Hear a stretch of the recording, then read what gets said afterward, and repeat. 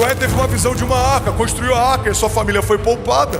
José teve uma visão de um sonho, permaneceu em meio a cativeiros e se tornou governador.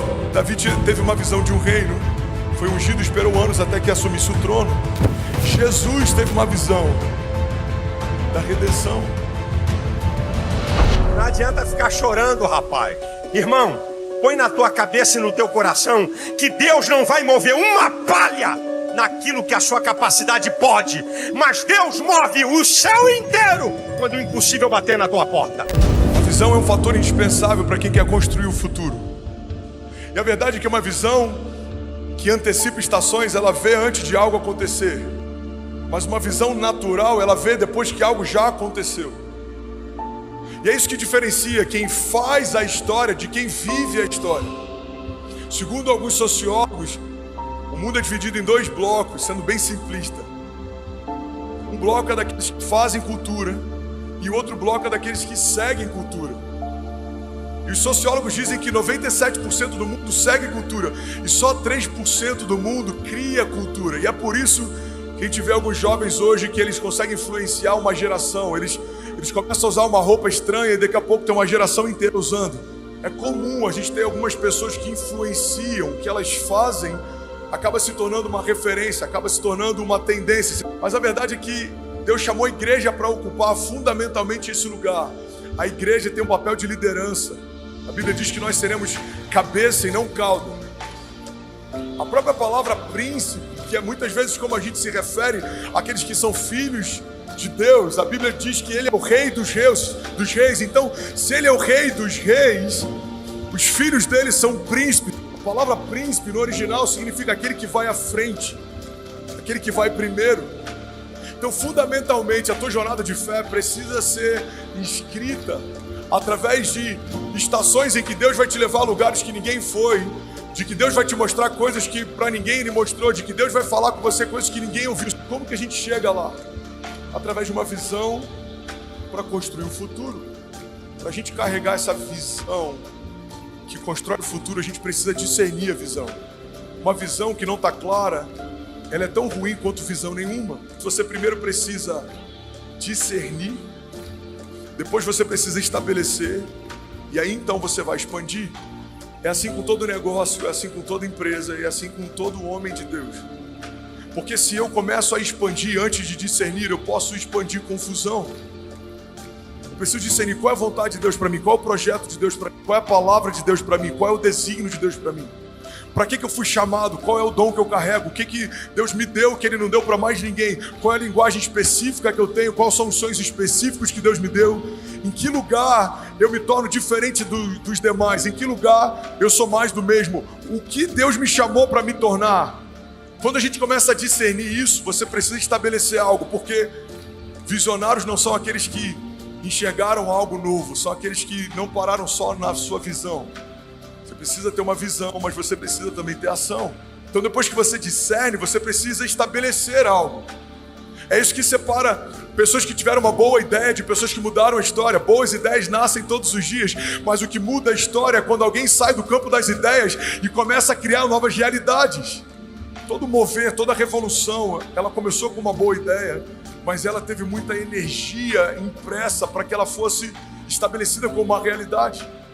Todo avivamento, toda revolução, toda construção, ela começou com uma ideia, mas alguém precisou não só discernir, mas estabelecer. E depois que você estabelece, você precisa ir para o próximo passo, que é expandir. Deus não te chamou para viver algo comum, Deus te chamou para viver algo sobrenatural.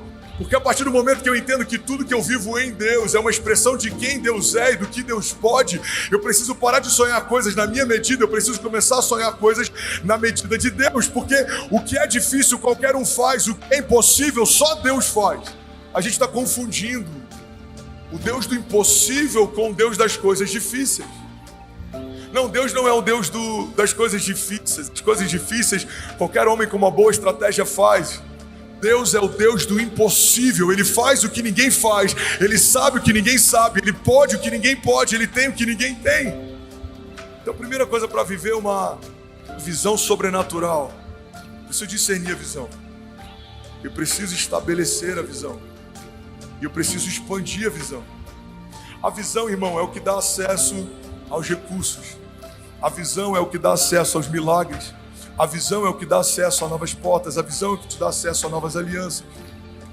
Sabe, a visão, ela é tão poderosa que ela já carrega dentro de si tudo que você precisa para que ela se torne uma realidade. A visão é como um pack, é um conjunto completo. Deus nunca vai te dar uma visão para algo que Ele não te der ferramentas para chegar lá. O problema é que muitas vezes a gente subjuga a visão como se fosse algo quase que virtual. A visão não é algo virtual. Por mais que ela não seja palpável, ela é real. A visão é o que fez com que homens no passado se movessem debaixo de uma palavra de Deus e construíssem a história. Hebreus 11, a galeria dos heróis da fé, nada mais é do que uma galeria de homens que entenderam a visão, se moveram pela visão, confiaram na visão. Noé teve uma visão de uma arca, construiu a arca e sua família foi poupada. José teve uma visão de um sonho, permaneceu em meio a cativeiros e se tornou governador. Davi teve uma visão de um reino, foi ungido, esperou anos até que assumisse o trono. Jesus teve uma visão da redenção e da nova aliança através do seu sangue. A Bíblia diz que pela alegria que lhe fora proposta, ele suportou a vergonha e a dor. Então Jesus está no momento de dor, mas a Bíblia diz que ele traz à memória dele a visão, e pela alegria que foi proposta, ele suportou até o final. Irmão, olha para mim, a visão torna a jornada mais leve, a visão torna os desafios mais leves, porque quando a visão está clara, a gente olha para o desafio e olha para o final da linha de chegada, e a gente sabe que isso não é nada comparado àquilo que Deus me prometeu. Medita nisso, isso pode mudar a tua história, isso pode mudar a tua casa, isso pode mudar a tua semana. Falei que a diferença entre o louco e o visionário é que o louco desistiu. Porque todo visionário já foi considerado louco um dia. Você pega a história de vários homens que mudaram a história. O Walt Disney, o estúdio dele faliu, ele chegou a viver na sarjeta. E reza a lenda que o Mickey Mouse é inspirado no rato que ele viu durante uma sarjeta. Ele estava no meio do nada, falido, quebrado, sem esperança, e um ratinho gerou para ele uma ideia, que gerou para ele um universo, um reinado. O entretenimento nunca mais foi o mesmo depois que ele tirou uma ideia do papel. Por que eu estou falando isso? Porque talvez dentro de você, Deus possa ter depositado coisas que vão mudar algo ao teu redor. Mas essa visão primeiro precisa ser discernida, porque uma visão enquanto é bruta, é só uma visão. Uma visão quando não tem clareza, ela é só uma visão. Mas uma visão quando está clara, irmão, você vê alguém que entendeu o que Deus chamou para ser, tudo pode se levantar, mas ninguém consegue parar alguém que entendeu para que nasceu.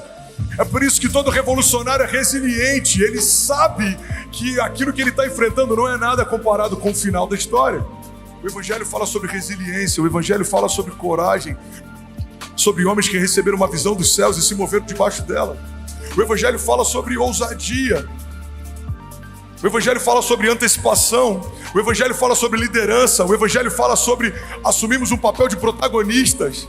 O problema é que nos dias de hoje a gente vê mais empreendedores falando sobre princípios do Evangelho do que pastores falando sobre eles. E é por isso que muitas vezes a gente está tão encantado com esse empreendedorismo de palco, e tantas vezes a gente está esvaziando o poder sobrenatural do Evangelho de mudar a história.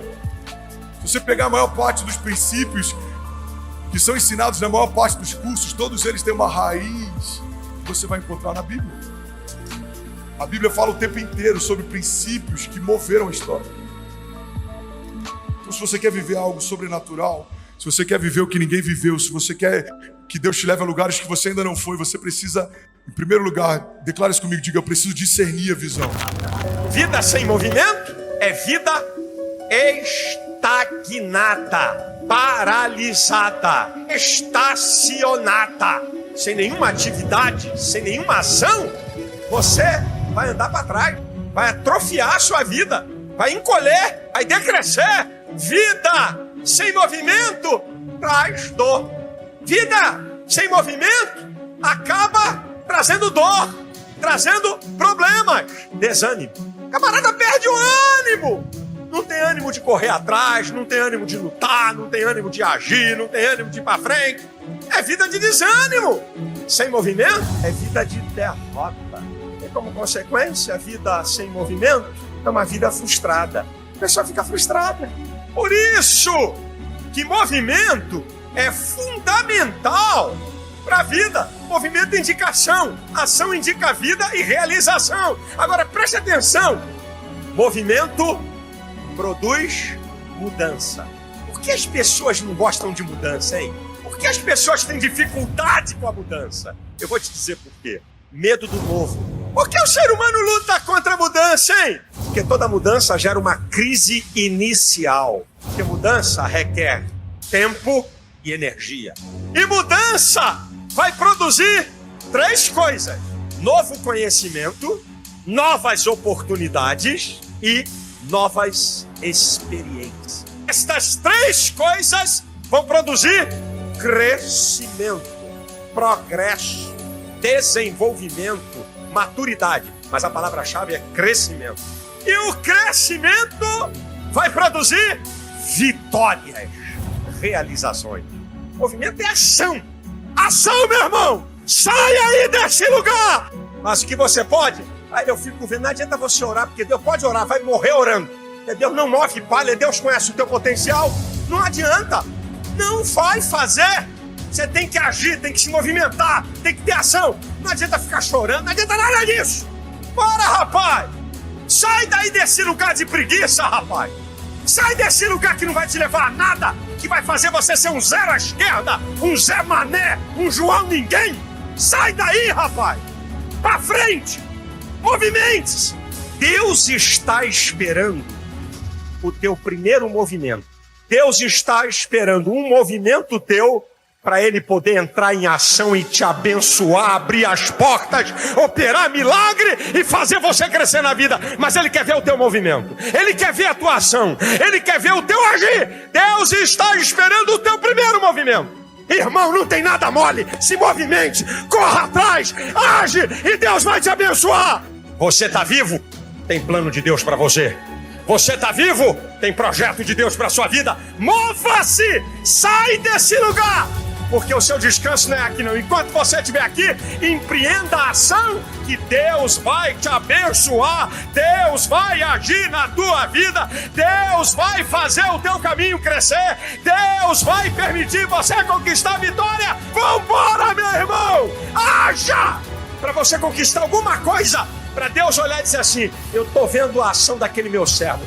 Ele é cabra macho mesmo. O cara é macho. Movimento, vambora, levanta, anda, caminha. Faz uma coisa, não dá certo, muda para outra. Não deu certo, muda de novo. Ai, mas eu já mudei 3 vezes. Os homens de sucesso do mundo, a maioria dos homens de sucesso do mundo fracassaram mais de 10 vezes. Tiveram que mudar várias vezes a rota. Deixa de moleza, rapaz. Vambora, rapaz. Honra aí esse teu nome. Honra o nome de Deus. Movimente-se. Há uma vitória de Deus para você.